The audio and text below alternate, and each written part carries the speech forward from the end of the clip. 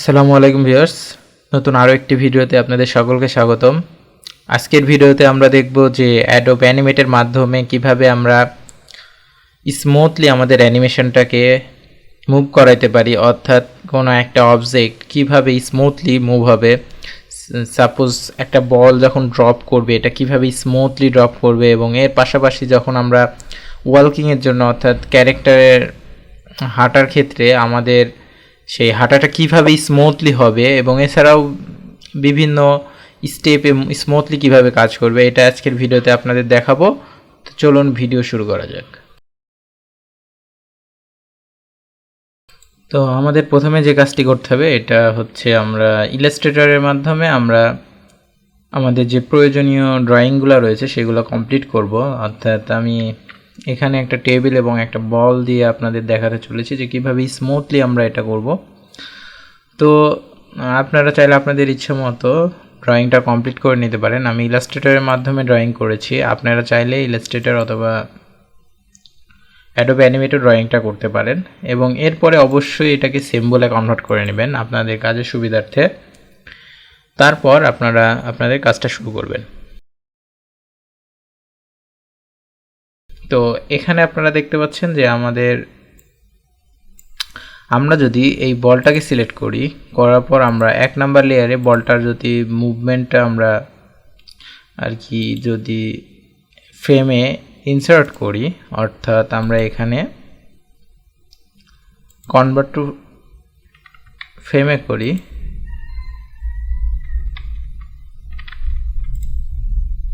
তো সেই ক্ষেত্রে আমাদের এটা 1 নাম্বার ফ্রেমে অ্যাড হয়ে যাবে, এবং 5 নাম্বার ফ্রেমে এসে আমরা যদি এটাকে হালকা মুভ করে নিচে নিয়ে আসি, এবং আমরা সাপোজ পোজ নিব টোটাল 4টা, এই পর্যন্ত আমরা F5 প্রেস করে দিই যাতে আমাদের টেবিলটা থাকে। ওকে, তো এটা অবশ্যই টেবিলের ওপরে, তো এই লেয়ারটা টেবিলটাকে নিচে দিয়ে দিলাম যাতে করে আমাদের এতে সুবিধা। এটা হালকা একটু ঘুরিয়ে দিলাম। ওকে, তো এবার হচ্ছে আপনারা দেখেন মুভমেন্টটা দেখেন।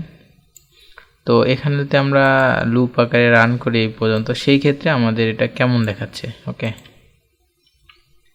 তো এটা এইভাবে আসতেছে। এই জিনিসটাকে আমরা আরেকটু 10 নম্বর ফ্রেমে নিয়ে যাই, হালকা একটু লেট করে দিই। এবার হচ্ছে আমরা এটাকে রান করি। তো এটা আপনারা দেখতে পাচ্ছেন যে আমাদের জাস্ট ফ্রেমটা আর কি এখান থেকে এখানে পজিশন চেঞ্জ হচ্ছে, কিন্তু মাঝখানে কোনো চেঞ্জ নেই।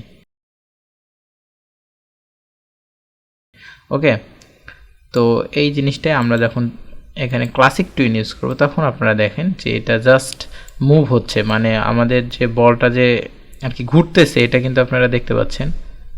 ওকে, তো এই জিনিসটাই আমাদের অ্যানিমেশনটাকে অনেক স্মুথ করে দেয়। অর্থাৎ আমরা যখন ক্লাসিক টুইন ইউজ করব, ঠিক আছে, তখন হচ্ছে আমাদের প্রত্যেকটা, অর্থাৎ আমরা 0 থেকে 10 পর্যন্ত আমরা একটা নিয়েছি, ফ্রেম নিয়েছি, এর মাঝখানের ফ্রেমগুলো প্রথমে আর কি চেঞ্জ হয় না। আর এটা যখন আমরা ক্লাসিক টুইন ইউজ করবো তখন এর মাঝখানের যে গ্যাপটা রয়েছে সেটা অটোমেটিক্যালি চেঞ্জ হয়ে যাবে।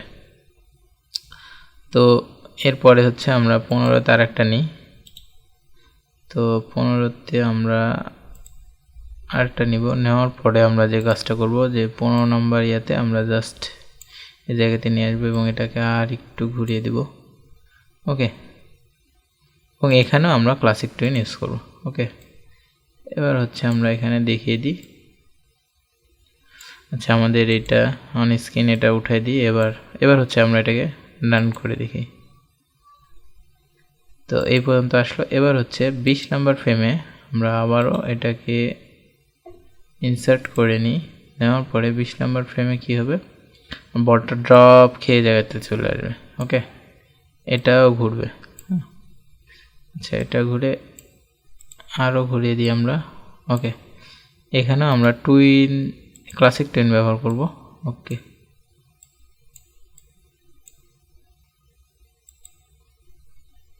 তো আপনারা দেখতে পাচ্ছেন যে আমাদের বলটা সুন্দরভাবে ড্রপ খেয়ে চলে যাচ্ছে, এবং এটা আর কি অনেক ফাস্টলি হওয়ার কারণ আমাদের এখানে আর কি ফ্রেম আরও বাড়ায় দিতে হবে, যার ফলে আমাদের এটা কম খাবে আর কি। যখন আমরা F5 প্রেস করে করে এই ফ্রেমটাকে বাড়িয়ে দেব তখন দেখতে পাবেন যে আমাদের এটা একটু স্লোলি হবে বাট অনেক সুন্দর হবে।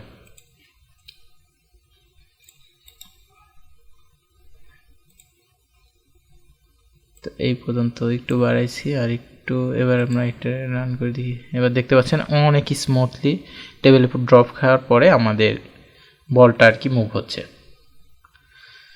তো এভাবেই হচ্ছে আমরা আমাদের অ্যানিমেশনটাকে সুন্দর আর স্মুথ করতে পারি। তো আশা করি আপনারা বুঝতে পেরেছেন যে আপনাদের অ্যানিমেশনটাকে অনেক স্মুথ কিভাবে করবেন এবং স্মুথের করার সঙ্গে সঙ্গে আপনাদের অ্যানিমেশনটা আরও কীভাবে সৌন্দর্য বর্ধন করতে পারবেন এবং অনেকটা রিয়েলিস্টিকের মতো ফিল আসবে। তো এভাবে আপনার ক্লাসিক টুইন ইউজ করে আপনাদের অ্যানিমেশনটাকে আরও সুন্দর করতে পারেন। তো আজকের ভিডিও এ পর্যন্তই। ভিডিও ভালো লাগলে অবশ্যই ভিডিওতে লাইক করবেন এবং আমার চ্যানেল নতুন হয়ে থাকলে অবশ্যই চ্যানেলটি সাবস্ক্রাইব করে পাশে থাকা বেল আইকনটি প্রেস করবেন। আজকের ভিডিও এ পর্যন্তই। পরবর্তী ভিডিওর আগ পর্যন্ত আশা করি সবাই ভালো থাকবেন। আল্লাহ হাফেজ।